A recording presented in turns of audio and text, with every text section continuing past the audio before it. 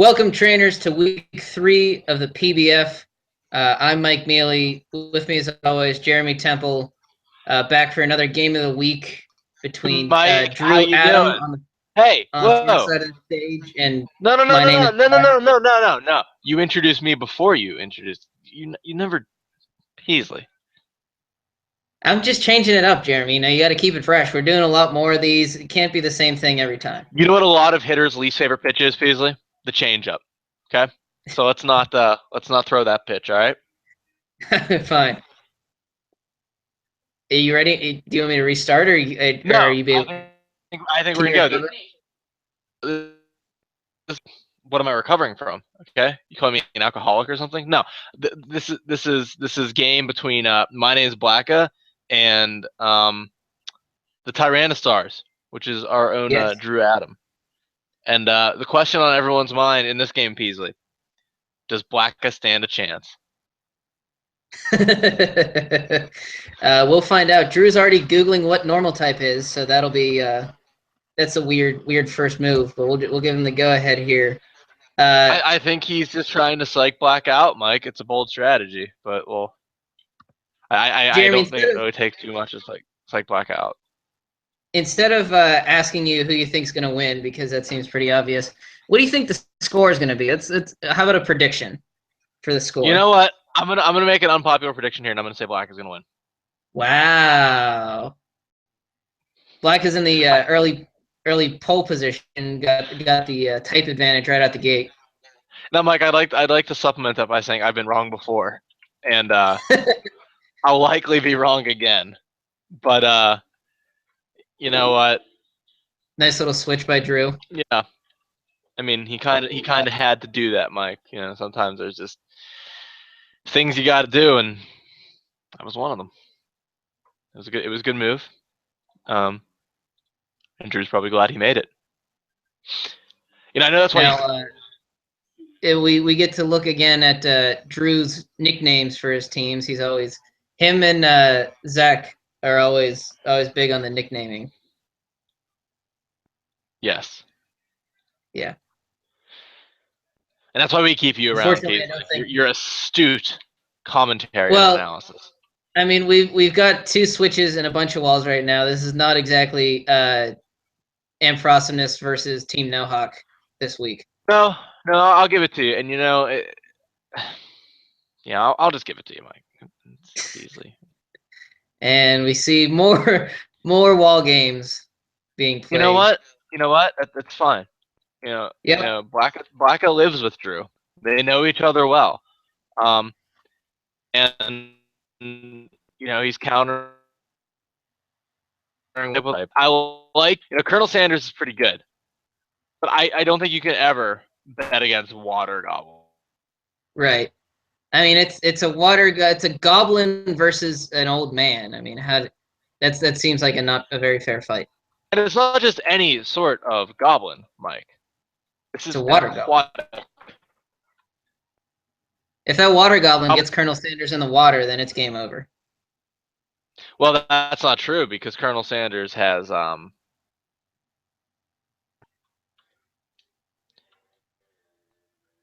want to chime in on that one, Beasley? What? That was your line of thought, Jeremy. Colonel Sanders has chicken. I know that much. Chicken? I'll do this with you. I mean, you're breaking up a little bit too. That's not going to help. I probably will be, because the internet's not great. So we see a good, not mega evolving that Altaria.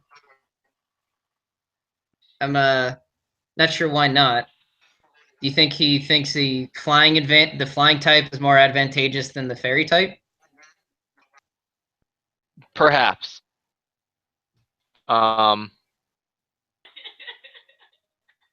I'd say yes. I'm sorry if I'm lagging here. Okay.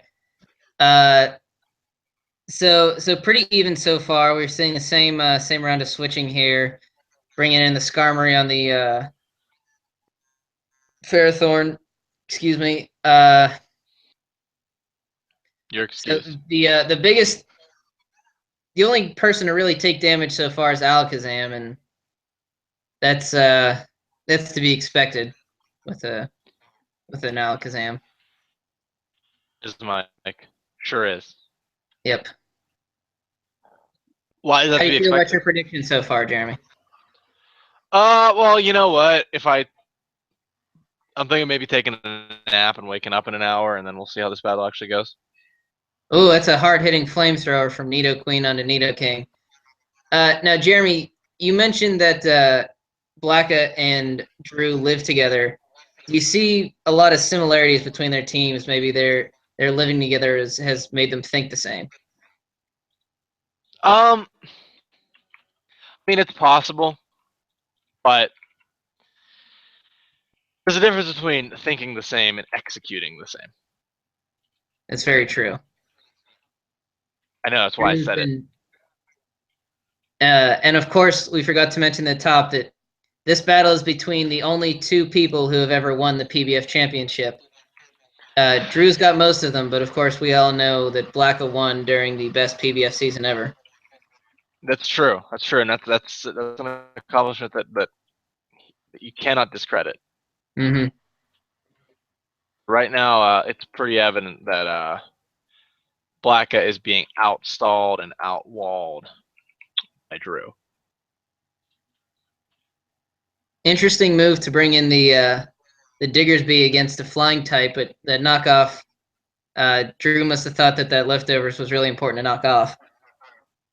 Well, I mean, if you can get rid of the Skarmory, he's basically got a free path to just wear Blacka down slowly and painfully. And Drew finally hits a power whip after commenting that he never gets those hit. And well, you know what I always say, Mike? Even a blind squirrel finds a nut. oh, and there's two in a row, and we have our first kill of the game at turn 19 as the Water Goblin falls to Prick. You know, wish I could say I was surprised, but well, to be perfectly candid with you, I'm not. But the Water Goblin did get the Stealth Rocks out of the way before it died, which is helpful. True. You know, Mike, if you got to die, you might as well die a martyr. It's I live my life by that code. And now we see Lucario with the Ice Punch and get paralyzed, so that doesn't feel good. Yeah, you know, this is like not scouting the other team. You know, I mean, when you see a Ferrothorn on the other team, you need to bring some sort of fire type attack, and we haven't seen anything like that from Blacka. You know, he really needed the Nidoking to you know, handle this thing, but Nidoking's weak already and wouldn't survive a Power Whip, so he's behind the 8-ball, as they say. And with a paralyzed Lucario, you wonder how useful it is, rather. As Colonel Sanders gets a nice recover, and oh, it's a pretty good. That Colonel Sanders really took that crunch well, Jeremy. Yeah, you know, like I said, something about behind the 8-ball. And here comes that Nidoking to die from a Scald, and it seems like the window has opened for Drew here to kind of take this thing. Oh, it sure has. I mean, we have this Alakazam, but Shadow Ball here not going to quite do the trick because Drew has a plethora of suitable switch-ins to take anything that this Alakazam is going to throw its way. So Black going to go into some uncomfortable territory here, playing the prediction game, and we'll see how that turns out for him.